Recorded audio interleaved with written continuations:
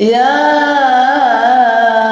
أيها الذين آمنوا إذا نودي للصلاة من يوم الجمعة فاسعوا إلى ذكر الله وذروا البيع ذلكم خير لكم إن كنتم تعلمون۔ حج ہی کیا ہے؟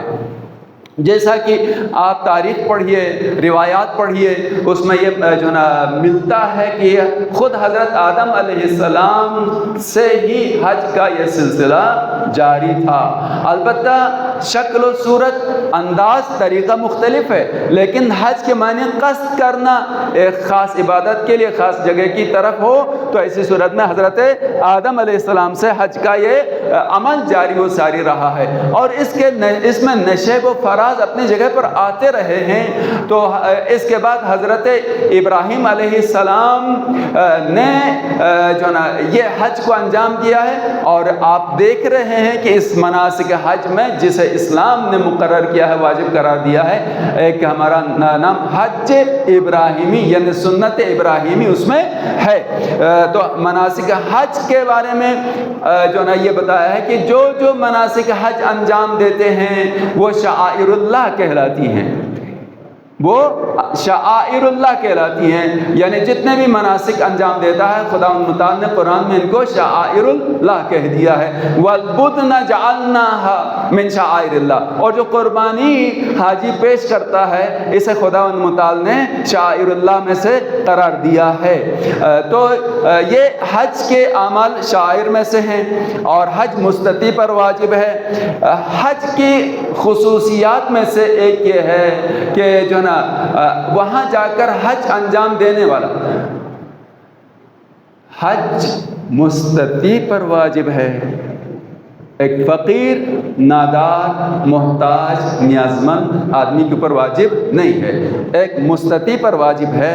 تو اس کے لیے اس حج میں یہ فلسفہ، جب وہ قربانی کرے گا وَأَطْعِمُ الْبَائِسَ الْفَقِيرَ، تو تم کھلاؤ اس کو جو فقیر ہے، جو نادار ہے، جو محتاج ہے، ان کو اپنی اس قربانی میں سے کھلاؤ۔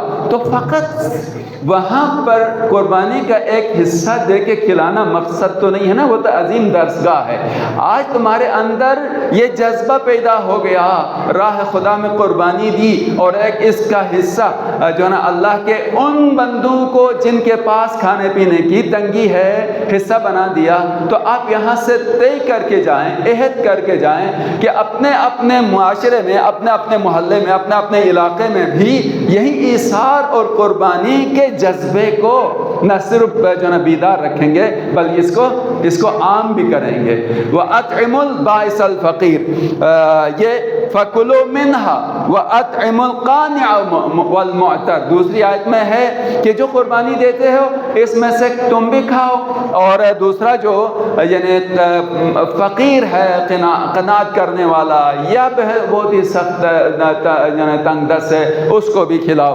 تو حج میں یہ درس ملتا ہے کہ ایک خصوصیت یہ ہے کہ حج قربانی اور دوسرے کے ساتھ ہمدردی کا ذریعہ ہے، اور یہ کرنا چاہیے۔ چوتھی خصوصیت حج کی، حج اللہ کی یاد کا ذریعہ ہے۔ وَاذْكُرُوا اسْمَ اللَّهِ فِي أَيَّامٍ مَعْلُومَاتٍ، اور اللہ کو ان معلوم دنوں میں یاد کرو، یعنی خاص طور سے ان ایام میں، جیسے حج کے ہیں، دیگر ایام ہیں جو مناسبتیں ہیں اللہ کے دن ہونے کے اعتبار سے، اس میں خاص طور سے خصوصیت کے ساتھ یاد کرو کہ جو نا ان کو زندہ کر رہے ہیں، اور معاشرے میں بھی ان کی جو نا پرچار کر رہے ہیں، اس فرہنگ کو، اس کلچر کو عام کر رہے ہیں۔ ان ایام اللہ کو یاد کرو، کار خیر انجام دینے کی جگہ ہے، اور اس احساس کے بیدار کرنے کا جو مرحلہ ہے حج جو انجام دیتا ہے۔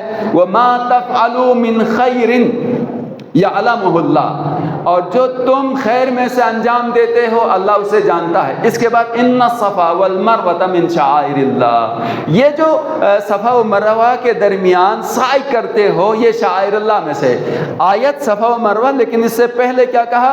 وَمَا تَفْعَلُوا مِنْ خَيْرٍ، یہ جو تم انجام دے رہے ہو خیر بھلائی، تو یہ کہاں ملتا ہے؟ یہ درس حج میں ملتا ہے۔ حج کی خصوصیت میں سے یہ ہے کہ انسان کو کار خیر اور نیک کام کا درس دیتا ہے۔ یہ جو نا عبادی لحاظ سے کر رہا ہوں، یعنی ایک عبادت کے پہلو کیا ہیں اس اعتبار سے میں عرض کر رہا ہوں، حج کے عبادی پہلو کے لحاظ سے۔ ایک مرتبہ درود بھیجیں محمد و آل محمد کی ذات پر۔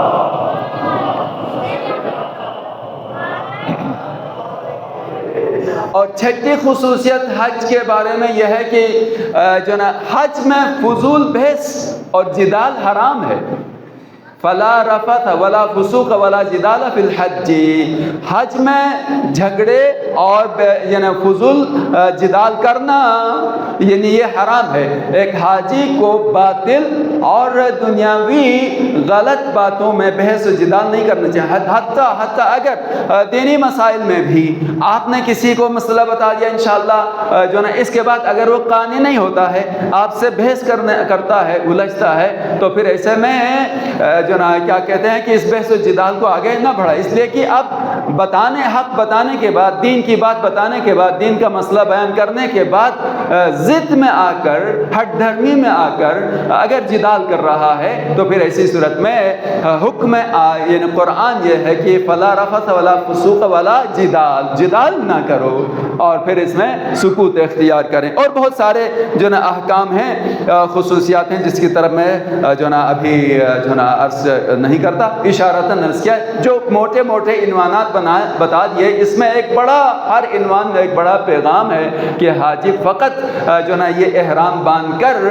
چند رسمی طور پر عبادت انجام دینے کے لیے خداوند متعال وہاں نہیں بلاتا ہے، بلکہ اس حج کے ذریعے سے اس حاجی کے مافی ضمیر کو بیدار کرنا چاہتا ہے۔ اس کو انفرادی لحاظ سے بھی، اجتماعی لحاظ سے بھی، اور عبادی لحاظ سے بھی، سیاسی لحاظ سے بھی، ہر لحاظ سے خداوند متعال اس حج کے ذریعے اس کو بیدار کرنا چاہتا ہے۔ خداوند متعال کی بارگاہ میں دعا کرتے ہیں کہ جو حاجی وہاں پر گئے ہیں واقعی جو حج ہے اس کے فلسفے کو سمجھیں، حج ابراہیمی محمدی کے فلسفے کو سمجھ کر وہ اس حج کو انجام دے سکیں، اور جو ہم سب یہاں پر ہیں رب العالمین ہم سب کو توفیق عطا فرمائے کہ ہم بھی اس فریضہ حج کو اگلے سال انجام دے سکیں۔